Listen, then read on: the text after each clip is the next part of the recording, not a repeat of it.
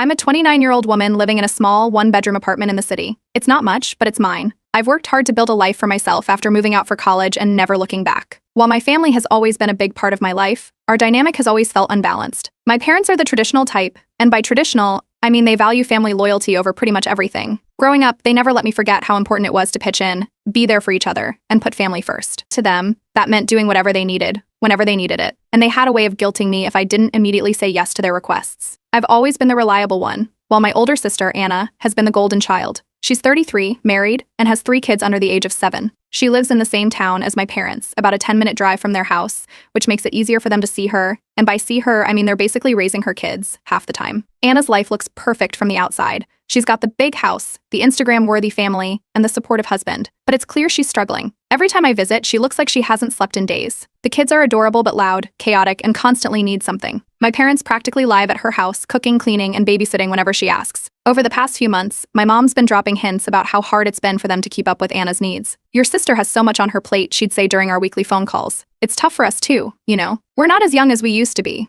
At first, I thought it was just her venting. Then came last Sunday. We were having lunch at my parents' house, me, Anna, her husband, the kids, and my parents. It was chaotic, as usual. My mom was in the kitchen, juggling 3 pots at once, while Anna tried to calm her youngest, who was screaming because his sandwich was cut the wrong way. My dad was sitting at the head of the table, scrolling on his phone like he didn't even notice the noise. Somewhere between the salad and the roast chicken, my mom turned to me and said, "We've been thinking, and we believe it's time for you to start helping out more with Anna's kids." At first, I thought she meant babysitting every once in a while. That's not unusual. But then she kept going. You live alone, you're not tied down with a family of your own yet, and Anna could really use the help. It would make such a difference if you took them a few days a week. It was like the table went silent, even though the kids were still yelling about dessert. I stared at her, trying to process what she'd just said. My dad looked up from his phone and nodded, adding, "Family takes care of family. You know that." Anna wasn't even fazed. She just nodded along, like this had already been decided without me. Her husband kept his head down, focused on cutting up a chicken leg for their middle child, clearly staying out of it. I tried to laugh it off, saying something like, "Oh, I don't think my apartment is baby-proofed for all 3 of them." My mom smiled politely but didn't let it go. "You'll figure it out," she said. They'd love spending time with their auntie.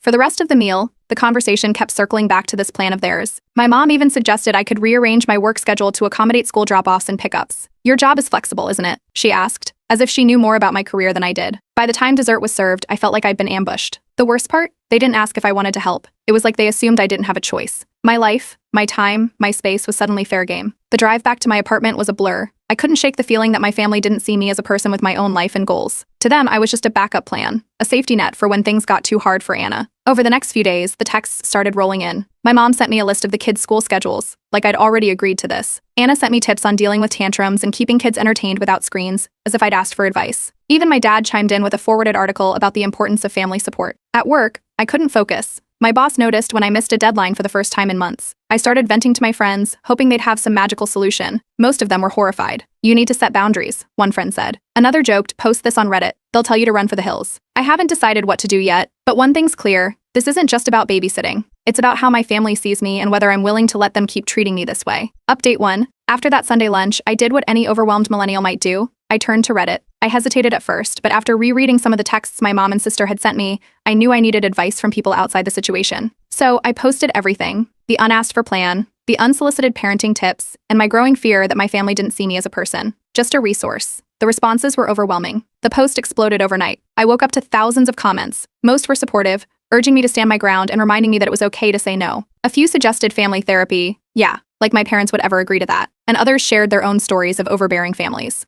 There were a handful of comments sympathizing with my parents and sister, but even those were drowned out by the sheer number of people telling me to protect my boundaries. Feeling a little braver, I decided to have a direct conversation with my parents. I called them the next evening. I figured a calm, straightforward talk was the best approach. I started by saying that I loved them and valued our family, but I couldn't take on the role they were asking of me. I explained that my work, my space, and my independence were important to me, and that this was simply too much. It didn't go well. My mom dismissed everything I said, claiming I was overreacting. She told me I didn't understand how much Anna was struggling and how much they, as grandparents, were doing. My dad chimed in, saying I was being selfish, and that I'd change my mind once I saw how much the kids need me. They spoke as though this wasn't up for debate. By the end of the call, I felt like I'd been talking to a brick wall. Later that night, Anna sent me a long text. She wrote about how hard it was to be a stay-at-home mom, how much she sacrificed for her kids, and how lucky I was to have a carefree life. She wrapped it up by accusing me of abandoning her and the family in their time of need. I ignored the text. A few days passed, and things were quiet, too quiet. Then, out of nowhere, my parents showed up at my apartment. No warning, no text, just a knock at the door. When I opened it, there they were, with all 3 of Anna's kids in tow. My mom smiled like this was a casual visit, while my dad ushered the kids inside,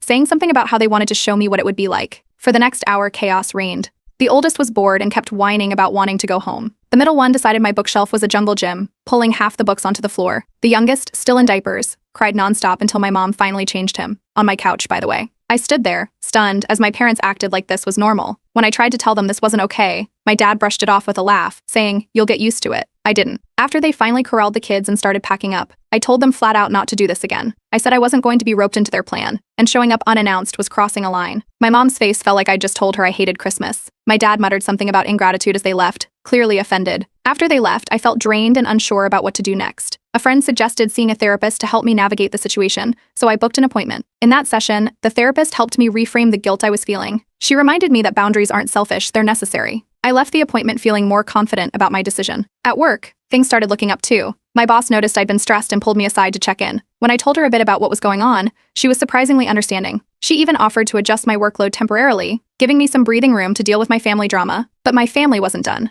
The next day, I got an email from my parents. It was long, dramatic, and filled with phrases like, "We'll never forgive you if you turn your back on us, and you're breaking our hearts." It was clear they were doubling down. That same evening, Anna posted one of those vague statuses on Facebook. It's sad when people think they're too good to help family. You know who you are. A few extended family members commented with heart emojis and words of support, clearly aimed at her. By the weekend, my aunts and cousins were calling and texting, urging me to make peace with my parents. A couple even accused me of being selfish, saying things like family is all we have. Still, I stayed firm. Reddit continued to be my lifeline, and every update I shared there was met with an outpouring of encouragement. People reminded me that I wasn't alone and that it was okay to prioritize my own life. The silence from my parents after that email was deafening. They didn't call, didn't text. Part of me felt relieved, the other part couldn't help but feel guilty. I knew this wasn't over, but I was ready for whatever came next. My next move was to write them a heartfelt email, one last attempt to make them understand my side without creating more conflict. I hit send, hoping it would be enough. Update 2. After days of overthinking, I sent the email. It was carefully worded, not too harsh, not too emotional. I explained that I loved my family but couldn't take on the role of a third parent for my nieces and nephews. I highlighted how much I respected the sacrifices my parents had made and how much I appreciated Anna's hard work as a mother. I also reiterated that my career and independence were important to me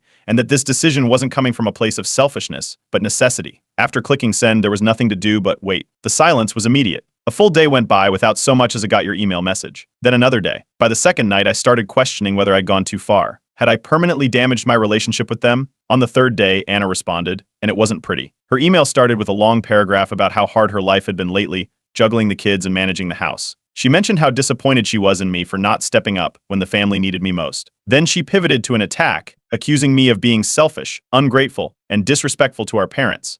She made it clear she thought I had no real responsibilities compared to her, and that I was turning my back on the family. A few hours later, my parents followed up. Their email was calmer but no less guilt-inducing. They wrote that they were hurt and disappointed by my decision. My mom emphasized how much she and my dad had sacrificed to raise me, pointing out moments where they had gone without so I could succeed. They ended by saying I was misunderstanding their request and that I'd regret this decision one day. I barely had time to process those emails before the fallout began. Anna shared my email with our extended family, or at least her version of it. She framed the situation as though I had outright refused to help during a family crisis. The family group chat, which is usually filled with memes and photos of the kids, exploded. Aunts and cousins started posting passive-aggressive messages about some people forgetting where they came from and the importance of family.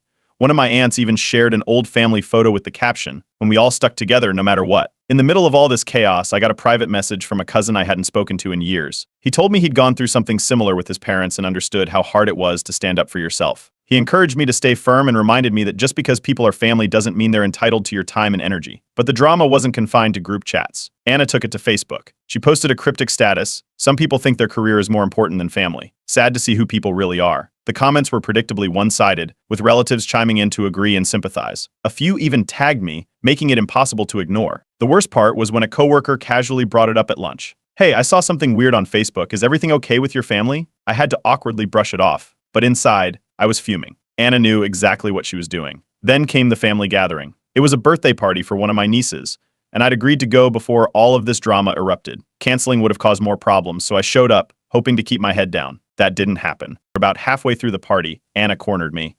In front of the entire living room, she started talking about how hard her life had been recently, emphasizing how much help she needed and how some people in the family weren't willing to step up. Everyone knew she was talking about me. When I tried to stay quiet, she turned to me directly and asked, "Don't you think family should come first?" Something snapped. I stood up and told her that I'd worked hard to build my life, and that I wasn't obligated to sacrifice everything I'd worked for just because she and my parents decided I should. I pointed out that my independence wasn't a sign of selfishness, and that it was unfair to expect me to drop everything for a situation I had no part in creating. By the time I finished, the room was dead silent. Her reactions were mixed. A few cousins nodded in agreement. One aunt even muttered, "She's got a point." But my parents looked horrified. Anna stormed off to the kitchen, and my mom started crying, saying I was breaking up the family. My dad took her side, muttering about how I'd changed since moving to the city. They left the party early, taking Anna's kids with them. After the party, I felt like I was in a daze. The guilt was there, but so was a strange sense of relief. I posted another update on Reddit, sharing the fallout and asking for advice. Once again, the comments flooded in, assuring me I'd done the right thing. Now, my parents aren't speaking to me, and Anna has blocked me on Facebook. Half the family thinks I'm a villain. The other half is quietly siding with me. I'm not sure what's going to happen next, but I do know one thing. I'm not backing down. Update 3. After the fallout from the family gathering, my parents went completely silent. No texts, no calls, just radio silence. At first, it felt strange.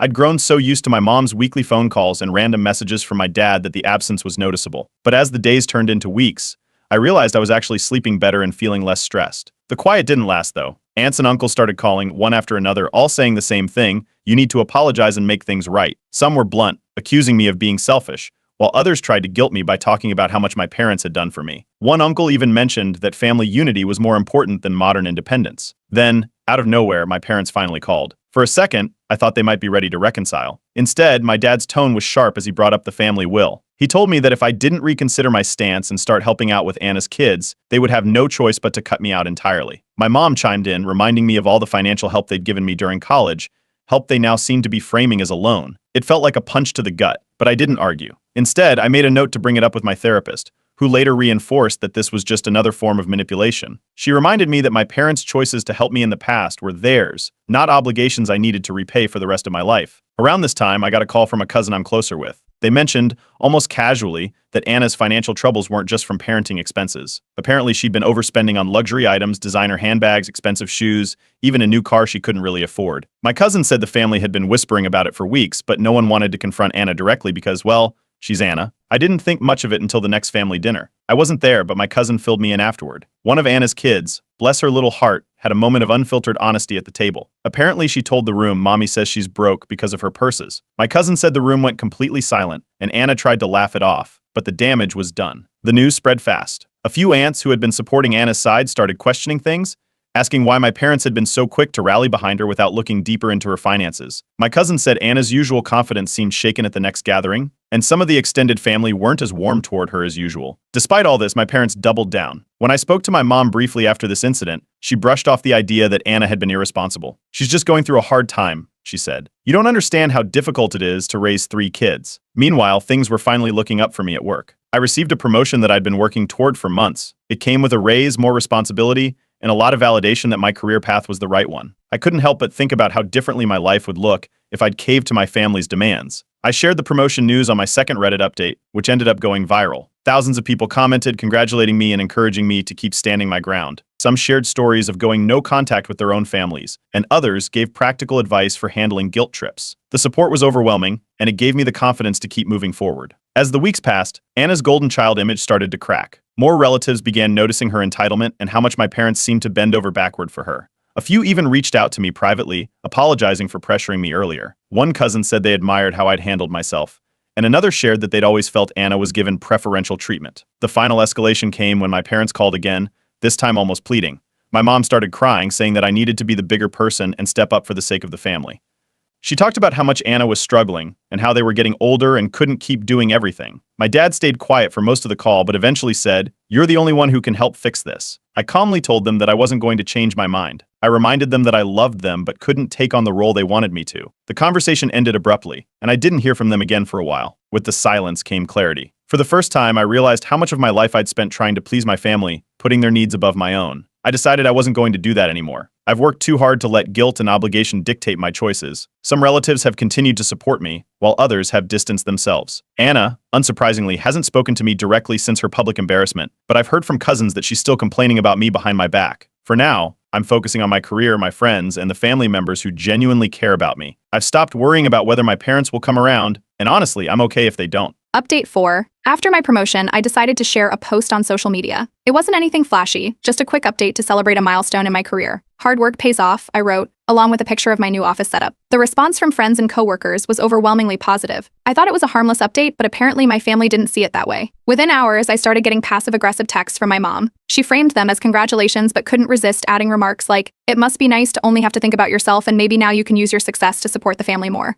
My dad didn't say anything directly, but my cousin told me he'd made a sarcastic comment about how I had plenty of time for work but not for what really matters. Anna, predictably, wasn't subtle. She posted a vague status about people flaunting their success while their family struggles, complete with a crying emoji and several likes from relatives. The comments were full of supportive messages about how she was the strongest person they knew and doing the best she could. I didn't respond, but the drama was hard to ignore. A week later, my parents called again, this time with what they probably thought was their trump card. They told me they couldn't support my decision to distance myself from the family any longer. If I didn't start stepping up, they said they'd have to cut ties with me completely. I knew it was an empty threat, but hearing it still stung. I calmly told them that I loved them but wasn't going to change my mind. After that, they hung up, and I haven't heard from them since. Meanwhile, Anna's situation was getting worse. The financial strain was catching up to her, and even the relatives who had been on her side were starting to pull back. My cousin told me she'd recently asked one of our uncles for money to cover her mortgage, but he refused, pointing out that she wasn't exactly living within her means. Apparently, Anna didn't take it well and accused him of not understanding what it's like to have kids. Around this time, I got a surprising call from my estranged uncle. He's the black sheep of the family, someone who moved away years ago and only shows up for major events. I'd never been close to him, but he'd heard about the drama and wanted to check in. He told me about how he'd gone through something similar with my grandparents and how they'd also tried to guilt him into putting family above everything else. "Sometimes you have to choose yourself," he said. His words stuck with me, and for the first time in weeks, I felt a little lighter. Therapy also started feeling like less of a chore and more like a lifeline. During one session, my therapist helped me unpack years of guilt I'd been carrying. We talked about how I'd always been the responsible one and how my family had leaned on me in ways that weren't fair. By the end of the session, I felt like I was finally letting go of the pressure to meet their unrealistic expectations. When the next family gathering rolled around, a big anniversary party for my grandparents, I decided not to go. It wasn't an easy decision, but I knew being there would only lead to more drama. I sent a polite message wishing them a happy celebration and left it at that. My absence didn't go unnoticed, though. My mom sent me a guilt-laden text about how family isn't the same without everyone there, but I ignored it. Not long after, my parents tried a new tactic, a health scare. My mom called to say my dad had been feeling unwell and hinted that it might be serious. Concerned, I asked if they needed help finding a doctor or scheduling appointments, but she brushed it off, saying they just wanted me to come home and be there for them. I offered to support them in practical ways but refused to drop everything and return to their terms. They weren't happy, but I didn't budge. During this time, I started leaning more on my chosen family, friends and supportive relatives who had shown up for me in ways my immediate family hadn't. I hosted a small dinner with my closest friends to celebrate my promotion,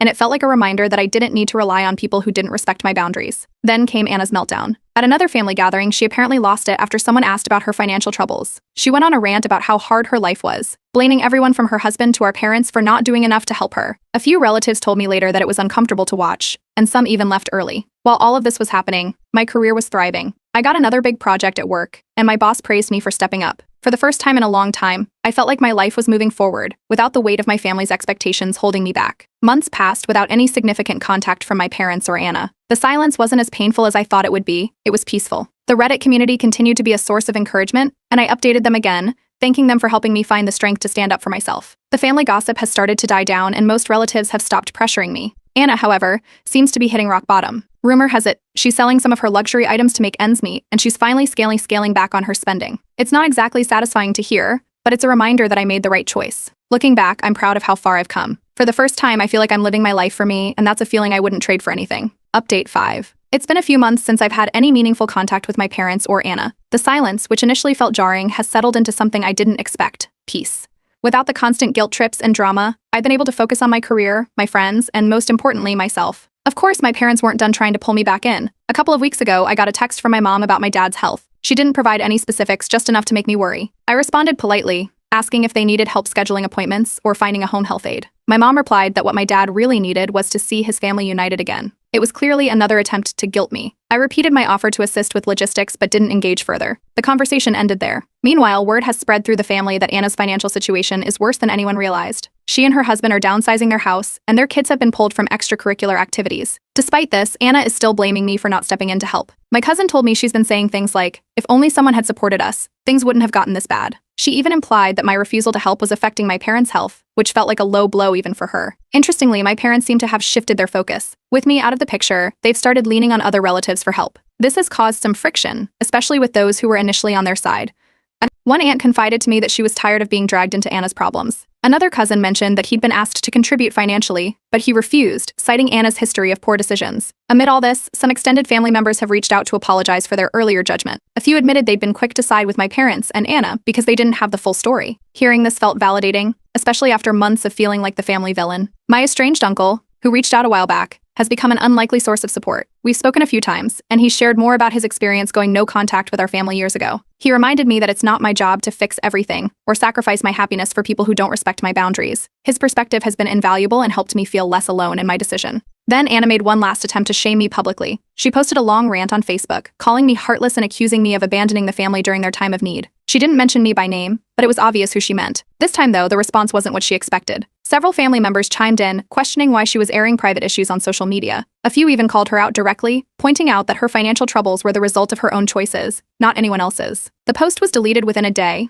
but not before screenshots made the rounds. In therapy, I've had a major breakthrough. For years, I've carried the weight of trying to meet my family's expectations, always fearing their disappointment. My therapist helped me see that their approval isn't something I need to earn, and it's okay to prioritize my happiness. For the first time, I feel free of the guilt that's followed me for so long. Work has continued to be a bright spot in my life. Recently, I received an award for a project I led, and my boss made a point to acknowledge my contributions in front of the entire team. It was a moment of pure joy, a reminder of what I've been able to achieve by focusing on my goals. Then, out of the blue, my parents called. Their tone was noticeably softer. My mom admitted they might have been too forceful in their expectations, and my dad echoed her sentiment. While it wasn't an outright apology, it was the closest they'd come to acknowledging their behavior. I listened politely, but didn't let my guard down. After the call, I drafted a measured response, expressing love for them but reiterating that my boundaries hadn't changed. To celebrate how far I've come, I decided to host a dinner party with my closest friends and the relatives who supported me throughout this ordeal. It wasn't anything extravagant, just good food, laughter, and the people who've been my true support system. Looking around the table that night, I felt a deep sense of gratitude for the family I've chosen. The final straw with Anna came a week later. She called me out of the blue, her tone frantic. She started blaming me for her problems again, saying her life was falling apart because I'd refused to help. I calmly listened until she paused, then hung up. There was nothing left to say. That moment felt like a turning point. I finally realized I didn't need to engage with toxic behavior anymore. Reflecting on everything, I'm proud of how far I've come. I've learned to stand up for myself, let go of guilt, and value my happiness above others' expectations. It hasn't been easy, but it's been worth it. To the Reddit community, thank you. Your support and advice helped me navigate one of the hardest decisions of my life. For the first time, I feel like I'm living a life that's truly my own.